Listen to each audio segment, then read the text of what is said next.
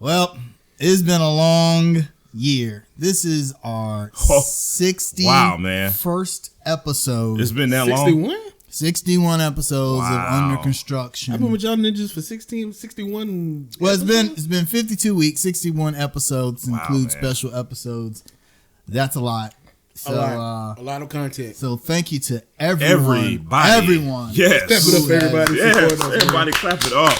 Also, today is International Women's Day. Now you are appreciated. So, you know, when I came on with Under Construction, I was the producer, but you know, since I'm on the show now, I don't really have as much time to do all the production stuff. So we essentially have a new producer. We shouted her out, whether she likes it or not.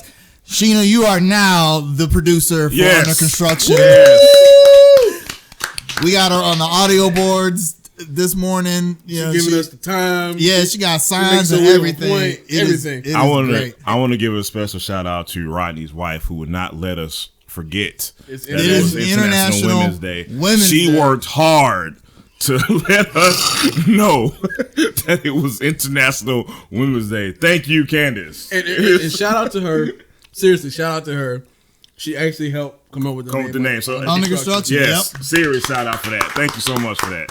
You gotta have the strong women to really balance things out sometimes. You can't have too many dudes. We get lazy. Hey man, too many dudes will mess up something sometimes, man. You gotta have ladies around, man. Also, absolutely. Shout out to our brother Vince. Yes, you know, man. We wouldn't be here without him. So thank you very much. There literally would not be Under Construction without Vince, man. So you gotta shout out Vince, man. He's still out there doing his thing, trying to hold down the crazy Hornets group. Good Lord, y'all. Good Lord. Anson County's finest. Shout out to Hornets Vince, group. So speaking of the Hornets and Women's Day, one of our opponents celebrated Women's Day by going to Club Onyx on. It's got a dirty look off camera. Well, Friday night. Thank you, Club Onyx. Thank you, Club Onyx. Because James Harden had a really tough time last night against the Charlotte Hornets. Well, he had a historic night. He might have had two historic nights, but the one that we saw was last night. Yeah, the Hornets actually ended up beating the Houston Rockets last night in a game that they started off leading 20-0 and never relinquished that lead. Now, Russell Westbrook didn't play. Don't want to hear. But don't care. The Rockets are still a really good team, championship contender, and they beat us without him the first time. So yeah, so I don't want. I don't need no excuses. We ain't have Malik Monk, and that was a win. I know that we might have lost. More on that in a bit. Now, that was a win that, you know, at this point, fans don't really care that much about wins because they feel like it upsets our possible draft position. You guys need to lose more games. Yeah, but I feel like that was a win you needed to get, Wiseman. especially how the way the last two games went. Yeah, no doubt. Two games that we really should have won. Three. Yeah, that Milwaukee game. Hot take: the refs bailed out Giannis.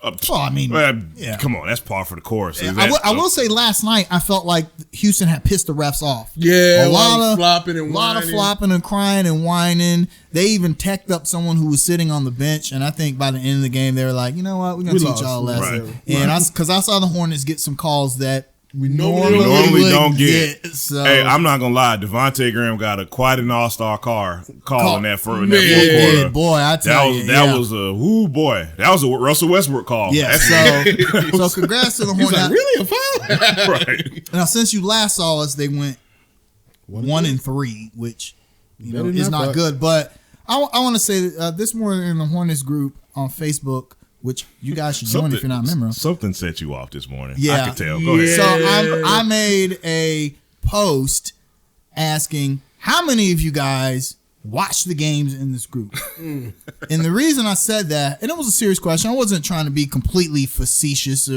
or anything like that, but the Hornets are the kind of team. The Hornets are we had a special guest, y'all. Studio audience member walk by camera, but the Hornets are the kind of team that undermines the idea of you are what your record says you are. Yeah. Because if you look at the Hornets record and the stats and plus minus and all kinds of stuff, you would say the Hornets are a bad team. But if you watch them play these last 3 games, competitive, you cannot say, man, these guys are just the terrible worst team in the NBA. There's no way you can say that. Think about this. This past week, we played Milwaukee, San Antonio, Denver, and Houston. We lost to basically the Spurs and the Nuggets by 3 combined points. Right. These are perennial playoff type teams in the Western Conference. And then we held Milwaukee and Houston to under 100 points. Right. The two top offenses in the league. Yes. Now, I wanted to say something. I kind of feel like we know how this sports journalism thing works. It is highly overreactive. And maybe that's just my opinion. Maybe there's some fact to that. I don't know. But in my opinion, sports journalism is highly overreactive. I feel like this week, this narrative of the Hornets being gloom and doom and we're so bad, it's like National Bean is kind of finally getting it a little bit after this week. We're going to talk about a podcast that Borrego has done with Ryan Russillo later in the show. And that's kind of let me know that these national guys are paying attention. Like, hey, man, Charlotte might actually have something. These young guys might actually have a bright future in this league. So I feel like it may be changing a little bit. Maybe we were wrong on Terry Rozier. You think? Maybe. I mean, we had 3 guys in the Rising Stars game, and they weren't just in the game. They controlled the game. Yeah, we won one of them won the MVP. I don't think you can look at Charlotte and be like, oh, they have no future. I mean, how could you? I like our objectively look at them and say that. I can't. Just watching them play, I can't say that. That's something that people don't understand, and they strive for it, but they always remember, oh, Michael Jordan owns the Hornets. Yeah, right. Yeah, once they remember that, yeah. So also the return of Devontae Graham in the last few games. He was the leading scorer against San Antonio and Denver. Rejuvenated, man. Yeah, Terry Rozier has been lights out. Is the backcourt still a concern? No. If it is a concern, it's at the bottom of the list of concerns. If it is even a concern at this point. I agree. I think if the Hornets had a consistent big man who can play defense and get rebounds, they're a playoff team. And you know what? I'm gonna say something, and I think Rodney is gonna finally look at me like, "Wow, you finally agree." I think this whole center thing might be a little overstated after this week. A little bit. No, I actually agree. Just a little bit. I'm gonna tell you why. You look at this week as a whole, man, and you look at the type of defense that it seems like these guys are finally, after how many games that Borrego has implored this team to play defense and commit to defense. You look at this week and you see how it's coming together. It's like the center thing, yeah, it's still a need, but if you actually buy into what Borrego's been saying, how much of a need is it after you look at performances like this? So somebody asked the question this morning: if there was a center available in the draft or a top flight wing, which one would you take? Me, I say the wing. Always take the wing. Always take the wing because I just say take the talent, man. Well, I mean, if you look at the big men in the NBA, you have there are more of them readily available. Andre Drummond went for peanuts. That's very true. And in this upcoming year, Hassan Whiteside's a free agent. Rudy Gobert's a free agent. Rudy Gobert, I don't like him. I'm sorry. I don't like him. Man. We ain't with you on that one, brother. Miles Turner's reported to be available. You look at the guy in Brooklyn, Jared Allen. Yeah. They basically got benched to play DeAndre Jordan, 100-year-old DeAndre Jordan. And so that might have been about something else, though. I don't think the center position. You got to play that money. The center position in the NBA isn't. First of all, it's not nearly as important as it was before. I'm not even sure if it was that important in the 90s, even though the 90s was who played center for the Chicago Bulls? Bill Winnington, Luke Longley, and Bill Cartwright were the championship centers for a team that had the 2 best wings in history. I think in today's NBA, you just need a guy who can alter shots around the rim and get rebounds. You need a rim runner. I agree with that. You need the kind of guy Dwight Howard is now, rather than the kind of guy Dwight Howard was when he played for Charlotte. And I agree. That guy. Who's that guy? It's Tristan Thompson. He's a free agent or something. Switchability. You know what? If he's cheap, why not? Why not? $12 million. If he's cheap, yeah, I'm telling you, man. Yeah. Or like me and Jamal discussed earlier, make that trade for Miles Turner. I have to say this about. He is 3 happy for me though. A little bit too 3 happy. Can I say something about the Hornets, man? We're wrong. Whatever we talk about, yeah. This is why I'm gonna say we're wrong. We looked at this schedule last week, right? Me and Kaiser both agreed that we'd go 1-3. Rodney said 0-4. All right. I looked at these games. I said we're going to either get the Spurs or the Nuggets. You picked the Spurs. I said Spurs or the Nuggets. There's no way in hell. I looked at that Rockets game. I said we're getting beat by. That's a loss. I said not even a loss. I said we're getting beat by 20. I said they're going to embarrass us at home Saturday. We said Milwaukee too. We're always wrong. Everything that people thought about the Hornets before the season started, wrong. Everyone's wrong. We're just all wrong. Everybody. People were projecting the Hornets to be one of the 3 worst teams in the league. Some people have wrong. The history of the league. Yeah, rather than that 7-59 year. Look, man, this is not going to happen. Let me preface my statement by saying this is not going to happen. But let's just say we had like some sports writers who were just out of the box thinkers, and they allowed themselves full context on the coaches in this league. Would James Borrego be considered like in the conversation for a coach of the year? Again, I'm not saying that's going to happen. That's far-fetched. I know that. But if you're thinking about full context and what everybody thought this team was going to be, every single national sports writer had this team as the worst team in the league. Okay? And look at how they're competing now. If you want to be fair, yes.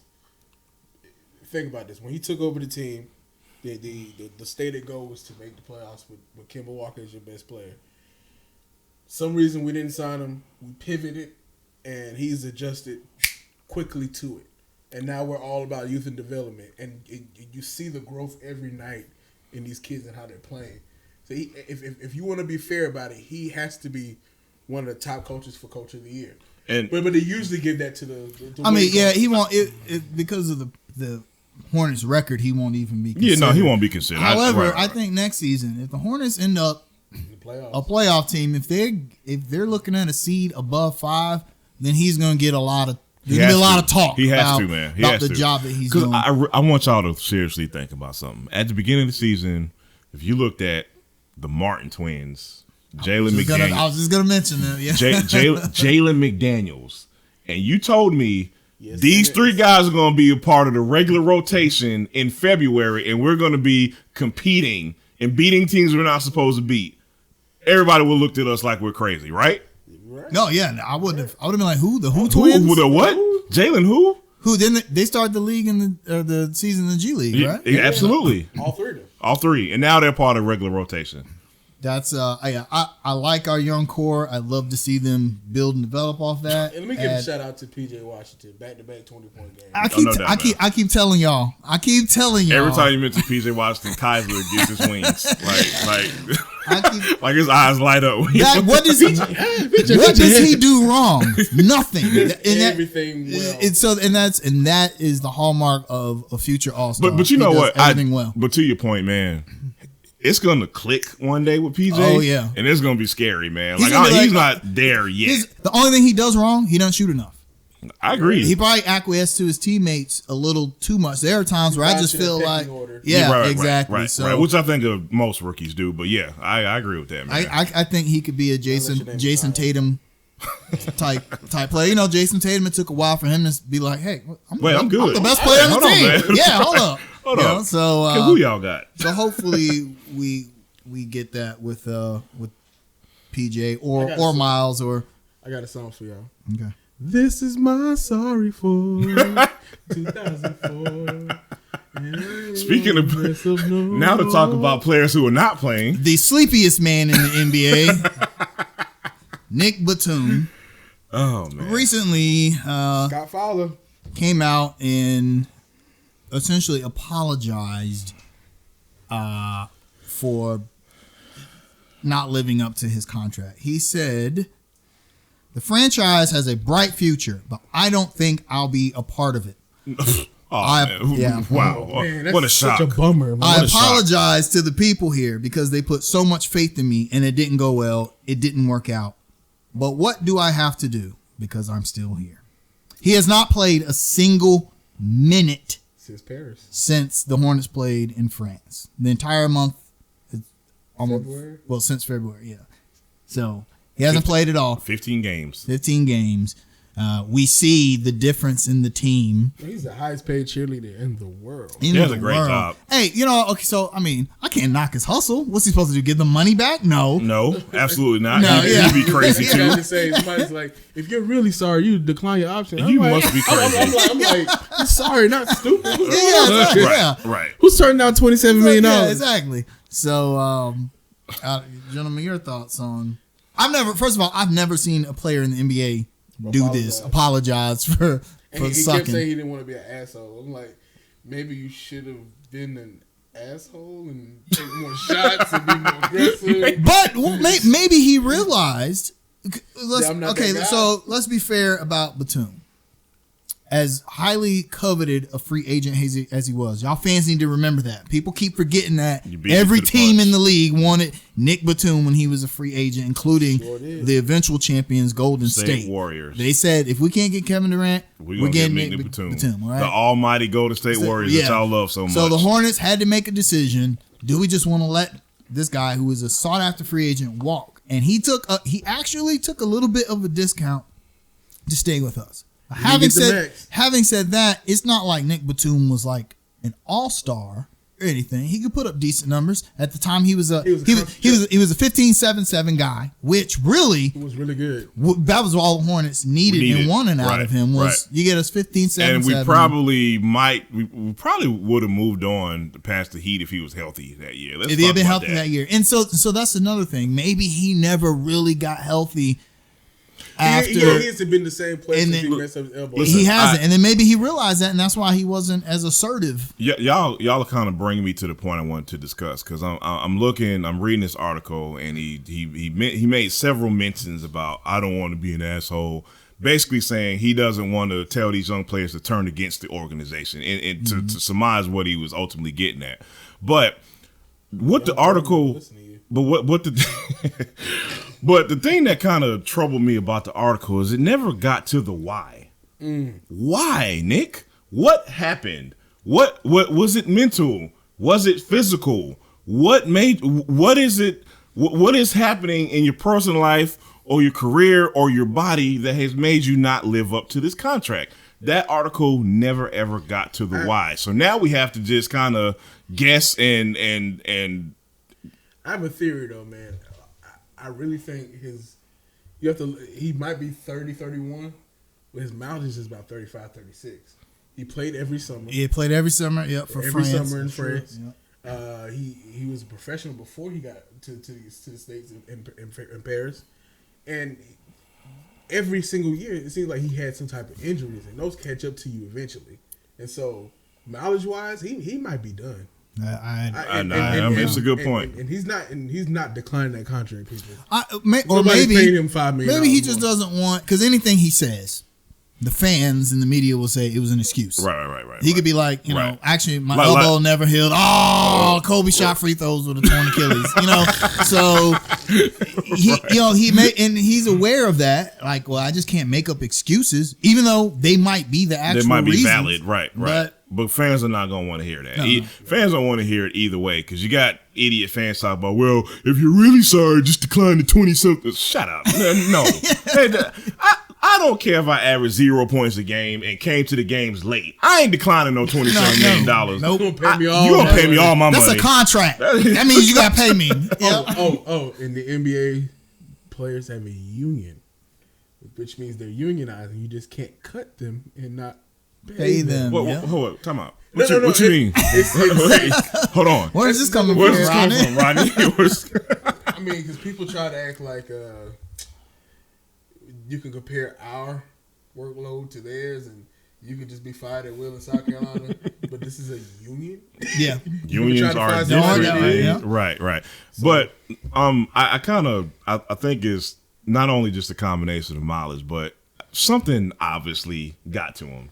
This is obviously getting to him if he's willfully coming out with this interview, kind of spilling the beans. You know what I mean? Well, he's a competitor. He punched a guy in the balls in international play. He's a competitor. We haven't seen that here though.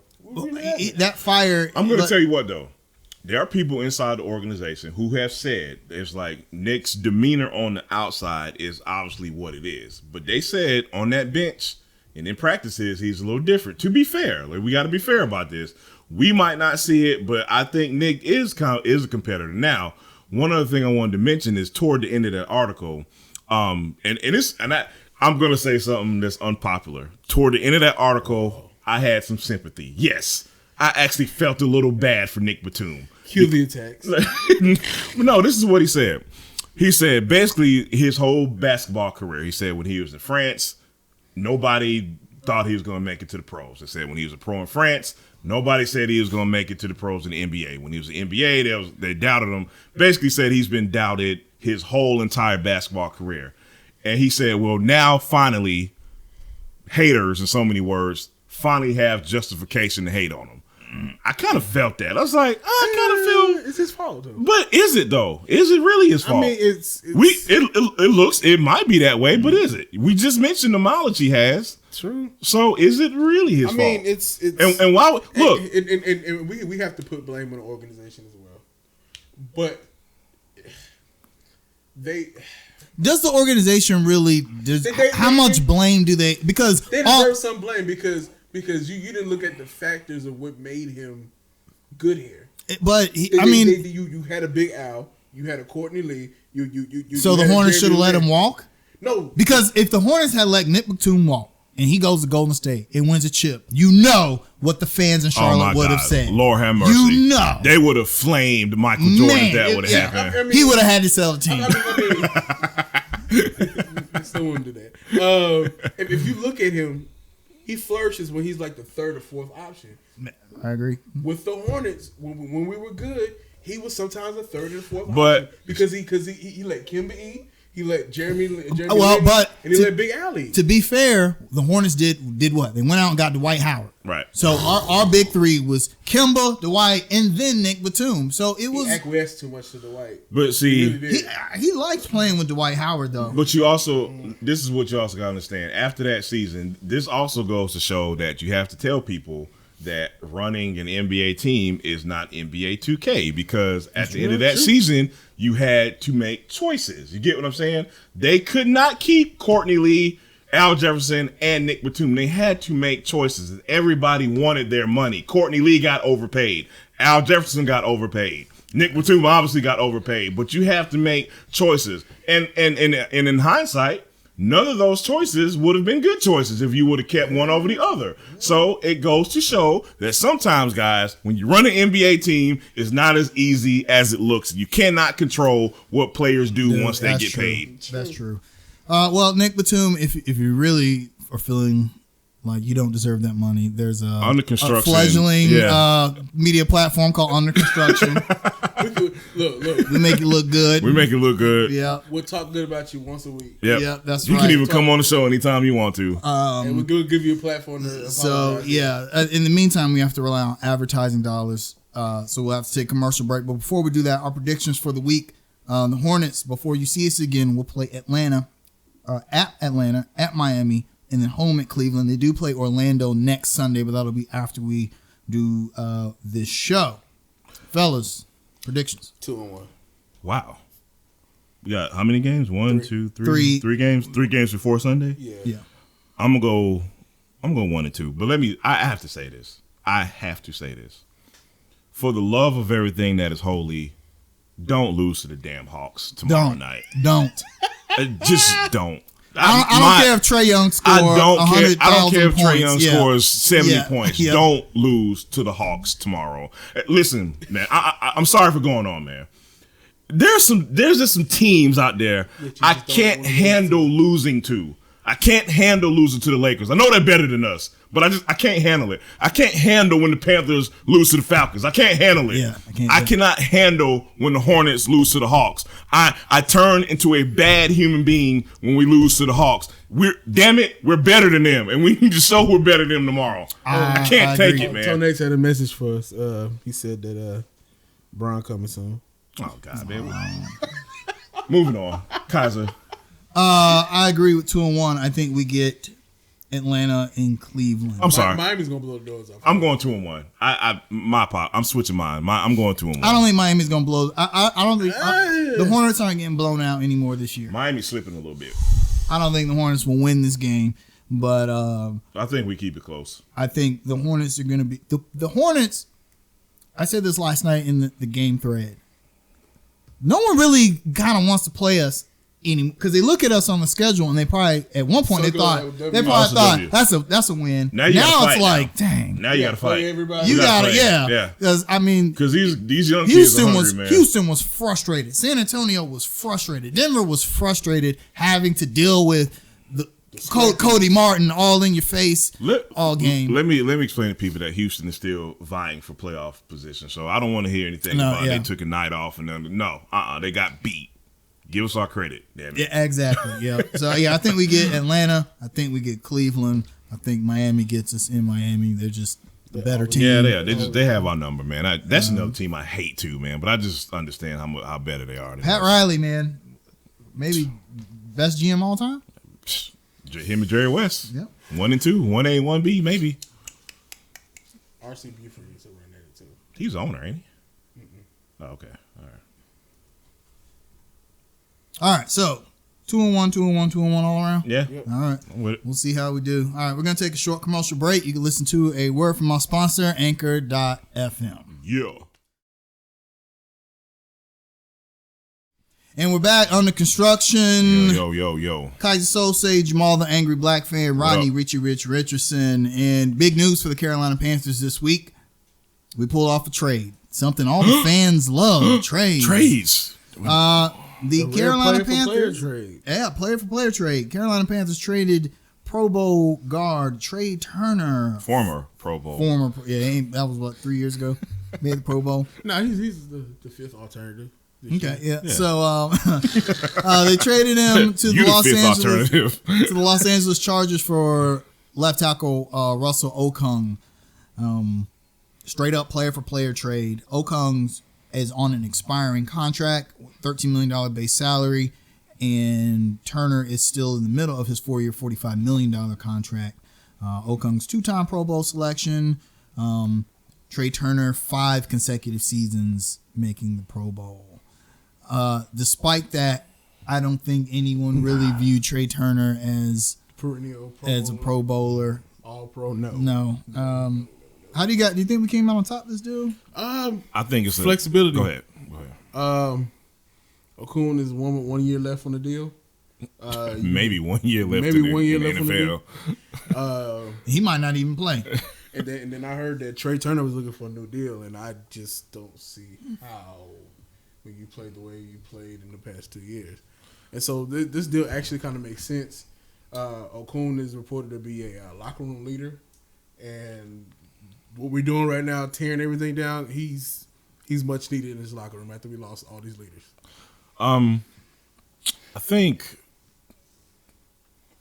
to kind of summarize this deal, it's kind of a nothing deal. It's like one of those NBA trades. It's just like nobody really got better. You know what I mean? Like there's no real difference maker here.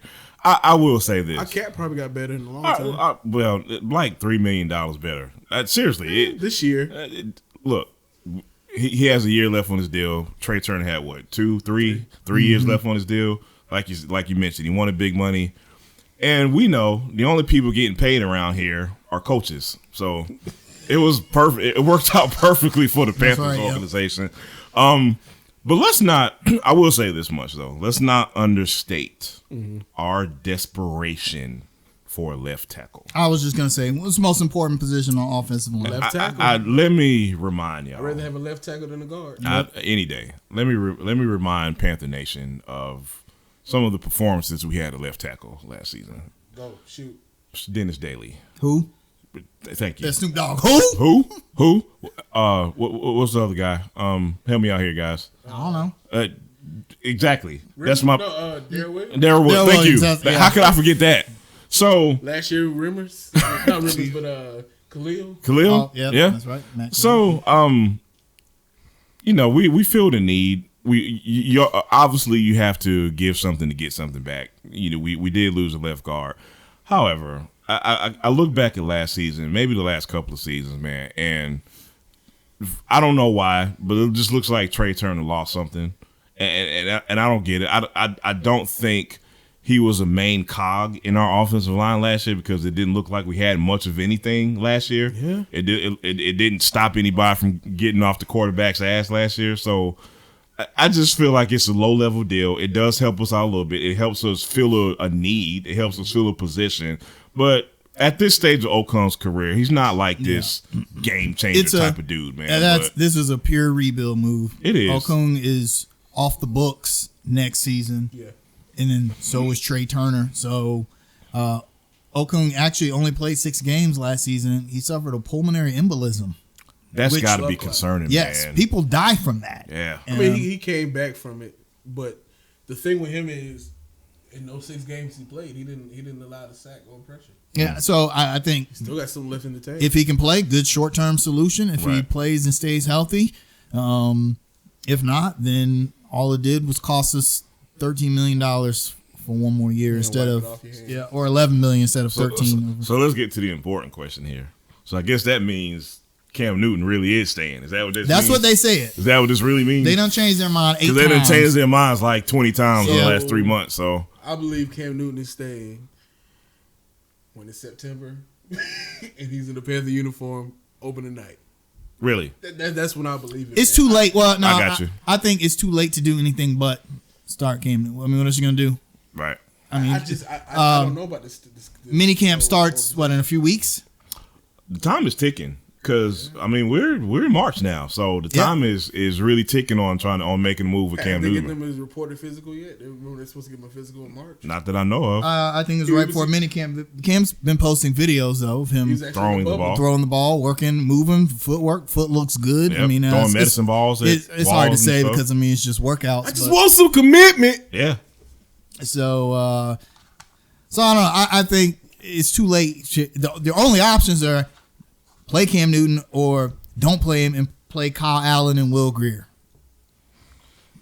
Look, man. Those are your options. Unless you just tank. Does anybody have blood pressure pills? Because it just spiked a little bit when you said that. Like, again, man, there's no way you can justify trotting out those two guys. If you're making a move like this, you get what I'm saying? Unless you're tanking. Unless you're seriously tanking. Tanking really doesn't work to me in the football. In NFL, it works better than the NFL because of the way it works. Worst team gets. Hey man, we got Cam Newton out of tanking. So the parity of the NFL makes teams less likely to tank. Though it works in the NFL. But it's just that teams are less likely to do it because, I mean, you could literally have a losing record and go to the playoffs and win a playoff game like the Carolina Panthers did 4 seasons ago. So tanking, a lot of teams don't feel like that's something that they need to do in the NFL, unlike in the NBA where tanking does not work, but there's no parity in the league, so teams feel like they have to tank. I got a question strictly from a football standpoint, is this a good move? If we take money out of the equation and salary and all this stuff. Yes. Panthers need a left tackle more than they need a guard. Trai Turner has trade value. Absolutely. So you trade him, you get. But did we get enough back? I don't think we got enough back. I mean, considering his salary and the way he's played the past 2 years, I think you got equal value. This is called hedging your bets. Yeah. Okay. If he doesn't work out, then you got 2 players off the books. You've opened up literally $40-something million in cap space for the next season. If he does work out, then you can re-sign him for cheap. I got a question. So now that we traded for Okung, what happens to Greg Little? Greg Little, who's drafted to be the left tackle. Everybody says he's moving to the inside now. Like, do you think this is going to work? Well, before I say anything, the Panthers have a history of reshuffling, shuffling, and then reshuffling again offensive linemen. So I think Greg Little is a prime candidate to be reshuffled, possibly to left guard. It's easier to go from tackle to guard than vice versa. Yeah, Absolutely. footwork. So Greg Little's a big guy. He can push people around. It's easier to do that, up inside than it is on the edge. So I think he'll be okay. I think this is clearly offensive line is something the Panthers have said we are going to focus on that because that was probably their biggest deficiency. Absolutely. Last season. The trenches matter. Besides, And the not a run lot defense. of talent in this draft. Let's be very clear about that. There's not a guy out there. I'm sure. I don't think there's a guy that the Panthers have like a ringing endorsement on as far as trying to get on the line. I don't see it. On the offensive line? Yeah. No. I've seen Marty Herney look at Derek Brown glowingly Right. in that picture. Right. I mean, it makes me think that he's the pick. He's the pick. I don't know, We'll man. see. I'm telling you, man. He's the I have faith in anybody that Ernie picks in the first In the round. first round. pick. And that's it. After that, That's it. Lock him in the broom closet. let him make that first round pick and then send him home. Hey, for the Herney, we got some meatballs for you, baby. Hurry, I made a pick. So And lock him in the closet. It's in the closet. Click, click. yeah, I think this is one of those moves where the Panthers like, okay, we're just gonna see. We're gonna roll the dice on next season. We're gonna roll Cam. We're gonna patch up the offensive line. We're gonna see how it goes. And if it don't go, well then It's gonna be a trying just tear everything down. It's gonna be So a trying season. I'm telling you. It's gonna it can't be any worse than this past season or the season before that. I don't think it can get much worse than this past season, man. I really don't. We shall see, man. We lost to the West Bank Indians last season, man. We shall see.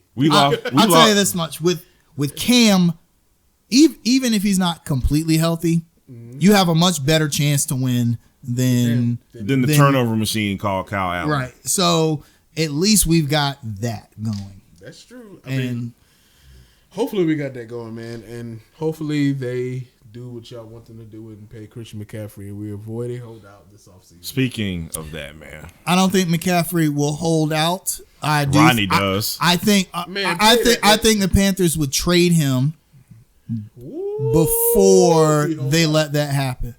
If they got wind that he might would hold out, I think they would trade him long before Jamal that. will burn everything down.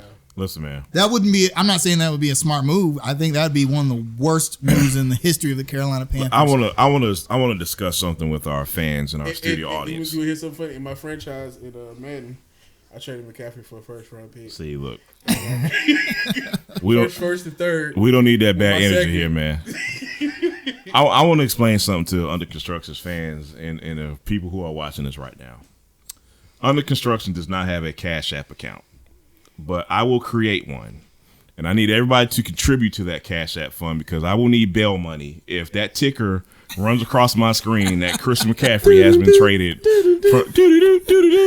I will have a mugshot on cmpd.org if they trade Christian McCaffery for anything. And I do mean anything. Tepper would have to build a new stadium because I would tear Bank of America Stadium down. I would actually hand clap. I know. I would not. No. It depends on what you get. If you get a first and a third, there's nothing. you get an early first and a third. No. You do it. No, Rodney. You do There- it. No. You You do have it. a future Hall of Fame No. on your team. Marshall Faulk got traded. He's a future Hall of Fame. Hey, look at how that worked out for Yeah. the Colts, Rodney. They won a championship. Where's our championship? Years later. Where's our Years championship? later. Yeah. Years. You got a future Hall of Famer that you can build around. And here's the thing: if Christian McCaffrey was just a running back, if he was Leonard Fournette or somebody, okay, Right. Leonard Fournette who's on the block, by the yeah, way. Leonard Fournette is a great NFL running back, but that's pretty much what he does. Then okay, maybe Right. because you could replicate that. But what Christian McCaffrey does,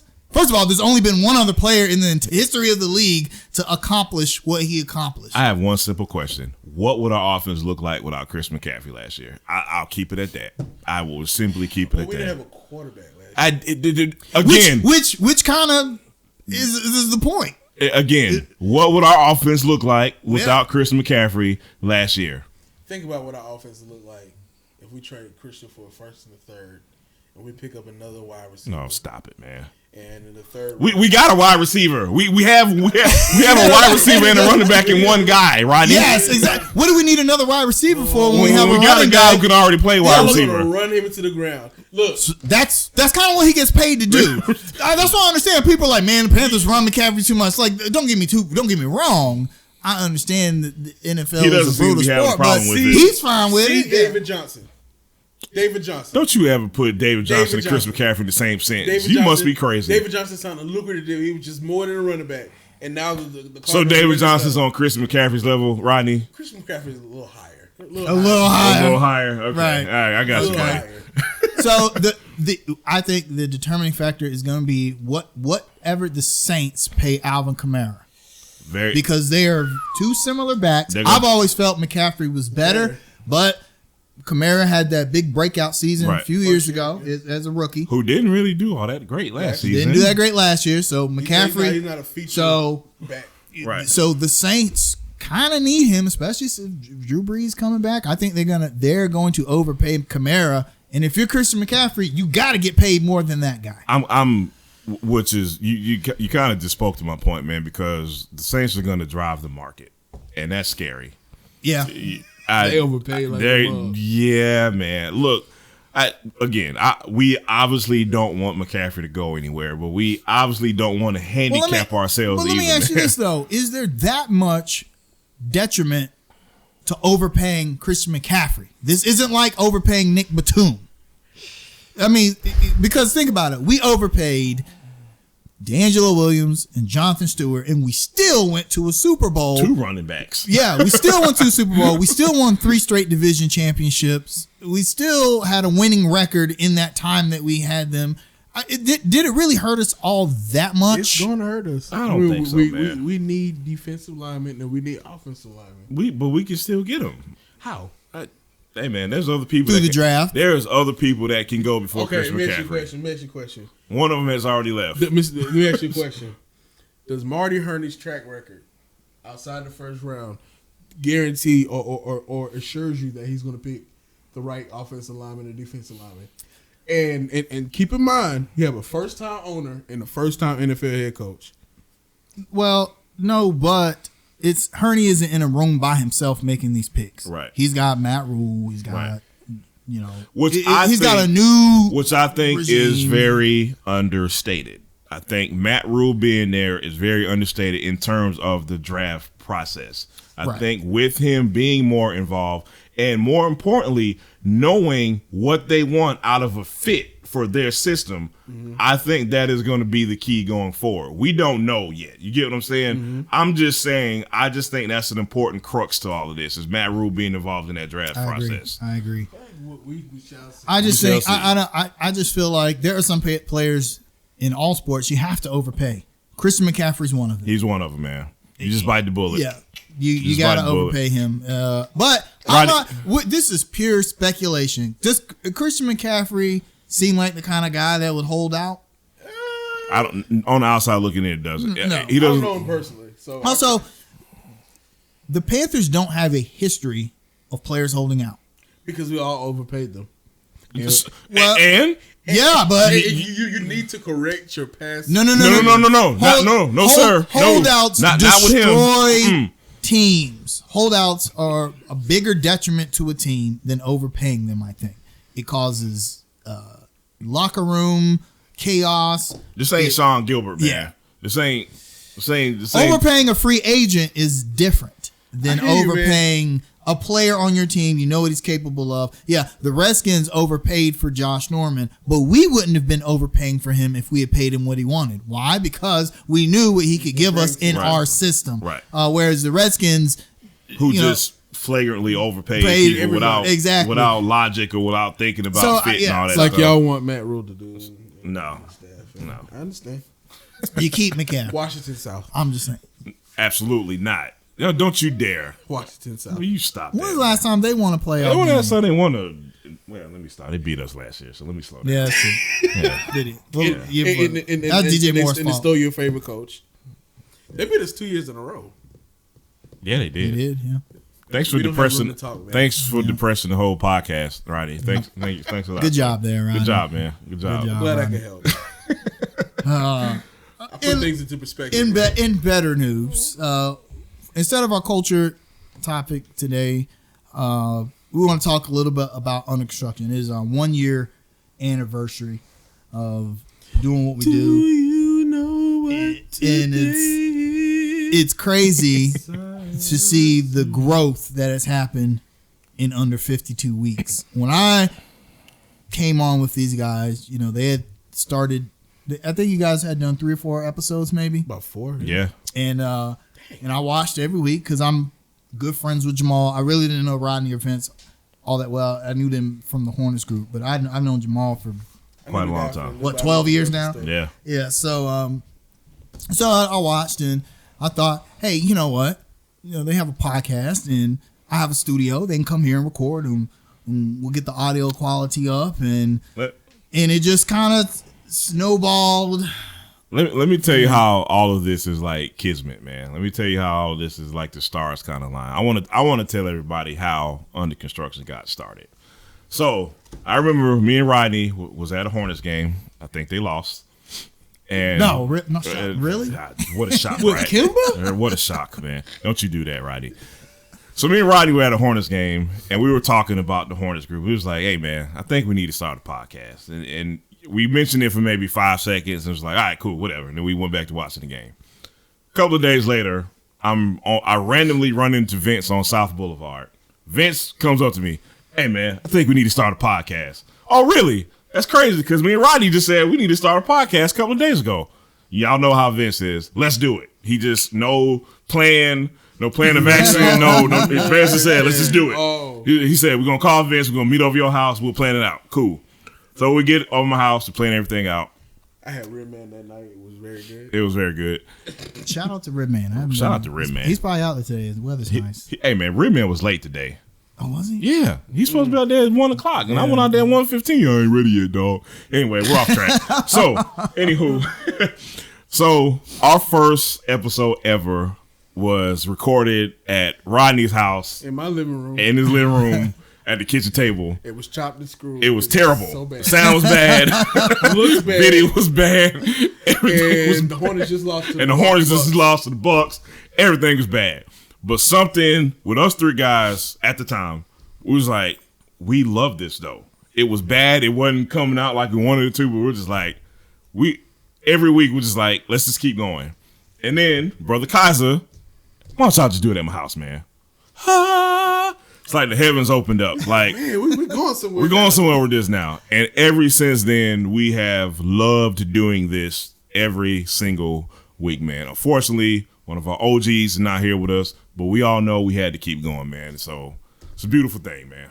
It's like I want to give a shout out to like the fans, our fans and stuff. Like when we want to give up, man, and just those encouraging words we see. Oh man, I really enjoyed this episode. I got a friend I work with at the job. He'll IM me on Monday mornings. Hey man, dope podcast, but I don't agree with you on this.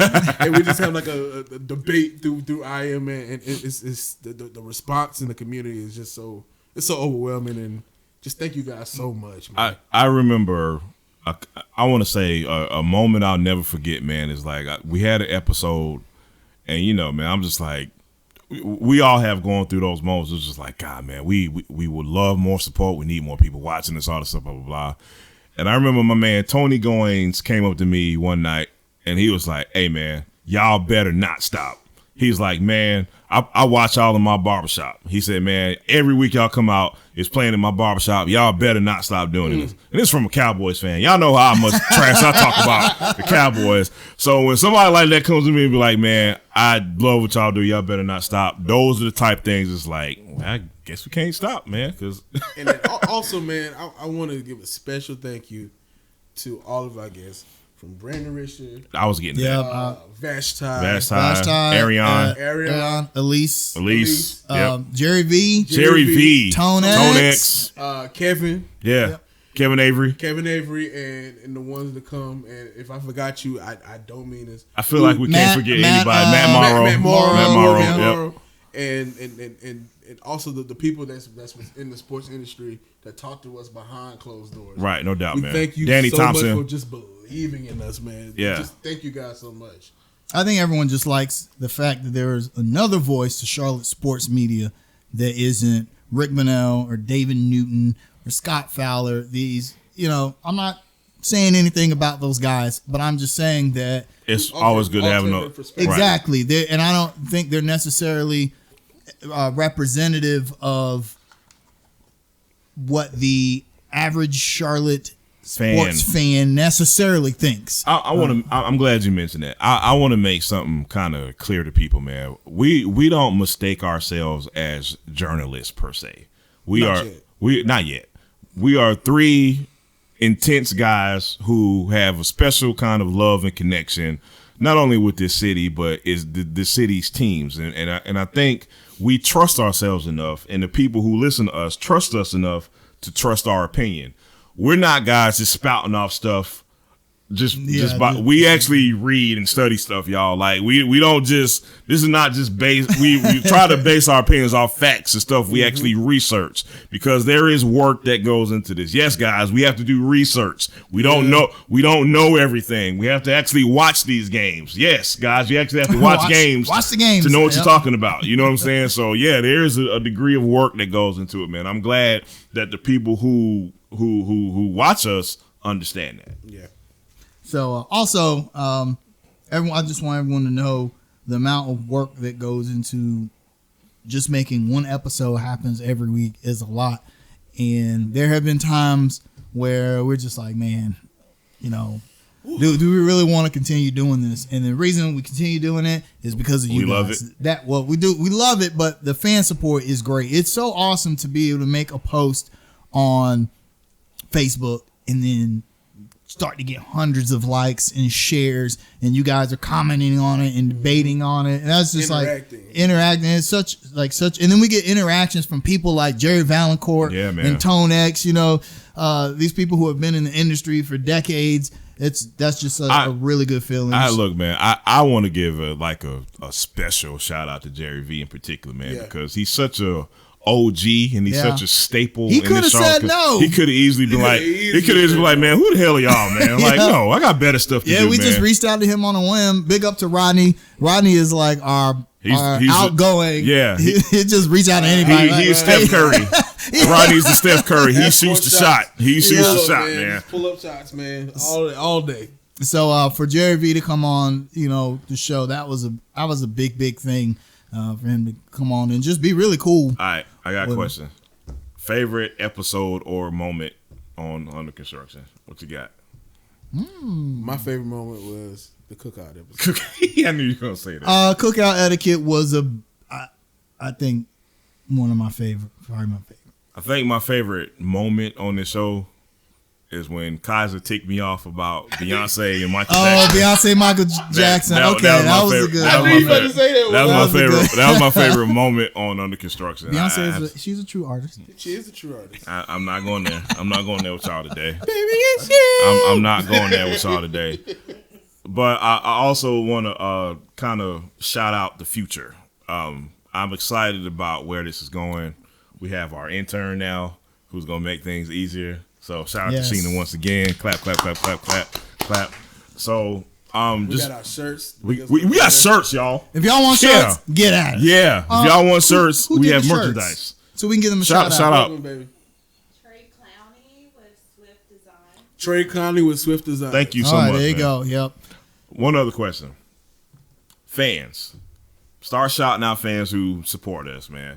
Oh boy, Ryan Brackenridge, Jason Gross, James Carr, Alan Baker Johnson, Alan Baker Johnson, my boy Travis Kearns, Travis Kearns, Matt Morrow, from the beginning, Kevin, we can't name everybody, y'all. Dwayne Edwards. Oh, Rich Kingston, London. He'll be here soon. Rich, we look forward to meeting you, man. That's right. Absolutely. I mean, there's so many. There's so many of you guys. If we didn't have your name, please don't get mad at us, man. So, please don't. So many of you guys that we love to interact with on Facebook. So and then look out for the live show. We're gonna do one in the future. And absolutely. We're gonna send out the invites and And we want your participation and interaction with us. And if any of you can offer suggestions to venues, please let us know. We can't fit all y'all in here, so don't ask. Yeah. Nah, we ain't doing that. So the last time we had a bunch of people in here was I know what you about to say. Super Bowl 2016. It was about 50 people in here. It's the worst Super Bowl party in history. It's very, very sad. Very sad. We don't need that bad omen again, we don't need man. that again. Hey, we'll never know what happens next season, okay? Exactly. That's right. So, and Exactly. Under Construction will be here to cover it every step of the way to give you our unique spin on Charlotte sports and culture. So I think that's going to do it for us. Any other shout outs? I know we've done a bunch of shout outs. Any particular shout outs you want to give? Just give a shout out to continue our supporters, my wife, especially for putting up with me and me spending money, me sitting up writing articles and uploading stuff and messaging people all night and trying to get people on. Thank you for not beating me up. All right. First, I'll get the negative stuff out the way. I have a couple of shout ats. My first shout at is at the Brooklyn Nets. Oh, How dare y'all? How dare y'all? Really? I saw that yesterday, and I was at a loss for words. so trash. I was at a complete loss for words when that ticker came up and they said that the Brooklyn Nets and Kenny Atkinson have mutually agreed to part ways. I never believe teams when they say mutually agreed. I like 99% of the time I will never ever believe that. I'm so passionate about this shout at because these professional coaches have a lot of pressure to win and to get things right. There's nothing I could see that would lead me to believe Kenny Atkinson doesn't deserve a job. Absolutely not. Just nothing. His two best players he hasn't had all season. One of them played. Yeah. Let's be clear. One of them has been a malcontent when he was on the court. I was really puzzled to hear that. I was at a total loss when I saw that, man. You know who's behind it. It kind of puts things into perspective about our ownership and the way that we treat our coaches in Charlotte. Hey man, you can't be too positive about our man. Oh, well, of course that's not, against yeah. the rules here around Charlotte, man. So, all right, shout out, not to be repetitive, man, but it goes to every one of our guests that we've had on this show, man. Y'all enhanced us, man. Y'all made us cool. we forgot Brandon. He was our first guest. We Brandon went to Richard, Brandon. yeah. He was the first guest. So shout out to y'all. My final shout out goes to us. These three guys at this table right now. I want to shout us out, man. Again, man, I have something I look forward to doing every Sunday, man. So shout out to us. Great job, fellas. I want to shout out one more time, Club Onyx. So for those who don't know what this inside joke is, someone went on Reddit and did a statistical correlation between James Harden performance on the road based on the average rating of the strip clubs of the city that he was playing in, and essentially found that the better the strip clubs were in that city, the worse he played. And of course, Charlotte, we at the bottom of the list because James Harden always light us up every night. We could never, for some reason, we just could never beat Harden and the Rockets until last night, a wire-to-wire win in which we were up 20-0 at one time. In which he had 10 turnovers. James Harden had 10 turnovers. It was a great thing to see. I don't know if he actually went to Onyx the night before, but I'm just saying. Just based on our analysis. Yeah, based on went to what I Nicky's. saw. The Nickies. Yeah, he might have gone to Uptown Cabaret instead. No, he did not. Producer said no, that he did not. So No, he didn't go there at all. he was at Onyx. Okay, So shout out to Onyx. Thank Shout out y'all. to Onyx. So Keep up Harden the a great great work. time every time he comes to town. Make it rain for you. And the Hornets play make it rain too. And my last shout out, of course, once again to our fans. So we wouldn't do this if it weren't for y'all. Yeah, man. So join us again next week. Hopefully you'll see our lovely faces again. Don't forget, get us about these UC shirts. The $79.99 plus design shipping and handling. by Trey Clowney. Well, what? Jonathan Goldsmith. Jonathan Goldsmith. That's Facebook name anyway. You can get it him. Man, shout out to Jonathan Goldsmith. Yeah, He exactly, made our yeah. logo. He's for done. God's sakes. He's Yes. done He did our the logo logo. from day one. What's it? His graphics company, SG Graphics. I believe so. I believe so. So get at him. He does great graphic design work and photography. See, we got a whole family here under construction of Contributors. So. Oh man, shout out Jamal Cowan. Shout out. Man, yeah. David Houston. David Houston, man. yep. So yeah. Gotta God, give we're just gonna have to make a post on Facebook. We will. We'll shout out Everybody. Everybody. So Put some names and have some credits just roll. That's just it. roll down. That's it. right. That's Yep. it. So- That's it. And check us out on our website, www.charlotteuc.com. You can find everything you want there and write a review to us. And we're going to have a donation page soon. Patreon. Yep. Yep. Yeah, we're gonna need that. We're gonna need it. We ain't making no money. We ain't making no money, y'all. Y'all have a good week. We'll see y'all We can't next even- week. we Take can't care even of pay yourselves Sheena. and each other's. Yep. Peace out, y'all.